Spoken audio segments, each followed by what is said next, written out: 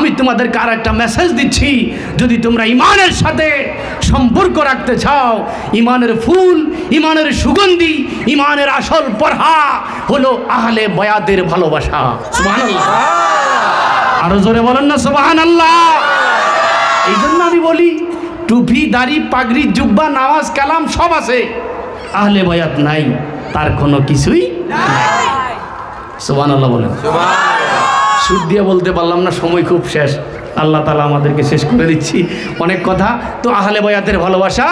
এরপরে 3 নম্বর হলো আহলে বায়াত ওলিয়া উলিয়াই কারাম, বুজুর্গানে কারাম, হজরতে গৌসুল আজম শেখ মুহিউদ্দিন বড় পীর, পিরানি পীর দস্তগীর, বড় পীর আব্দুল কাদের জিলানি, খাজায়ে খাজেগান, হিন্দাল ওয়ালি, সুলতানুল আউলিয়া, খাজা বাবা গরিবা নওয়াজ, খাজা উসমান হারুনি, কুতুবউদ্দিন বখতিয়ার কাকি, নিজামুদ্দিন আউলিয়া, এভাবে শাহজালাল ইয়েমেনি, শাহপুরান ইয়েমেনি, শাহ আলী মুগদারি, এই জমিনে যারা দ্বীন নিয়ে এসেছেন, ইসলাম নিয়ে এসেছেন, আউলিয়াই কারাম, আল্লাহ তাদেরকে কবরের মধ্যে শোয়ার পরেও, মাজার শরীফে শহীদ হওয়ার পরেও আল্লাহ তাদেরকে আধ্যাত্মিক ক্ষমতা দান করে। জোরে বলুন না সুবহানাল্লাহ।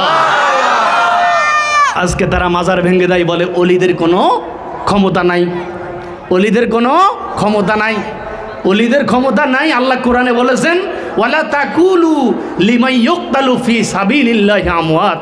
আল্লাহ বলেন, পৃথিবীর মানুষ যারা আমার বন্ধু হয়েছে, আমার সাথে সম্পর্ক গভীর হয়ে গেছে, তারা যখন কবরে, মাজার শরীফে যখন আমি তাদেরকে, আমার জমিনের মানুষগুলি যখন তাদেরকে পুল দিয়ে রাখে, তখন এই শ্রেণীর মানুষদেরকে তোমরা মৃত বলো না।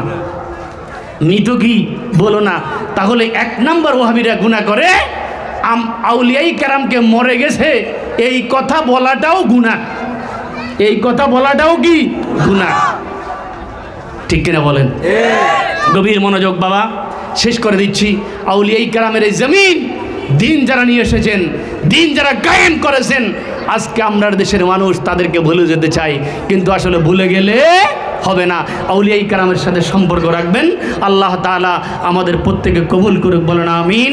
এবং সুন্নি ওলামাই কেরাম, সুন্নি মাদ্রাসা, এই কোরআনের যেখানে সুন্নিয়তের খেদমত হয়, সেখানে আমরা সম্পর্ক রাখবো, টাকা দিয়ে, পয়সা দিয়ে, অর্থ দিয়ে, যে যেভাবে জান দিয়ে, মাল দিয়ে খেদমত করবো। রাজি আছেন? জোরে বলো না, রাজি আছেন? আচ্ছা, একটা জিনিস আপনাদের কাছে দাবি, তা হলো মসজিদে মাদ্রাসা চলে, এটা চলে না, এটা কি চলবে না। হুজুরের সাথে সম্পর্ক রেখে আপনারা যারা এলাকার বিত্তশালী মানুষ আছেন, দয়া করে আপনাদের হাতে ধরি, পায়ে ধরি একটা কথা আরজি করি, তা হলো আপনারা এখানে, আমি শুনেছি যে মাদ্রাসার জন্য কিছু জায়গা আছে, এখানে 3-4টা রুম দিয়ে আল্লাহর রহমতে বিশাল এখানে বড় হয়ে যাবে। এলাকায় একটা দ্বীনের সত্যিকার মদিনার ট্রান্সলেশন, মদিনার কারখানা, এখান থেকে আউলিয়াই কেরামের কারখানা, পাক পাঞ্জাতনের কারখানা, মঠবাড়ি সুন্নি কায়েত মাদ্রাসা তৈরি করতে আমরা চাই কি চাই না? চিল্লায় বলুন, চাই কি চাই না? নারে তাকবীর, নারে রিসালাত। এই মাদ্রাসা আল্লাহর রহমতেরা জান্নাতের ফুল। আপনারা এখানে সকাল বিকাল এলাকাবাসী দোয়া পাবে। আপনাদের কাছে বিনয় আরজি রেখে আমি আমার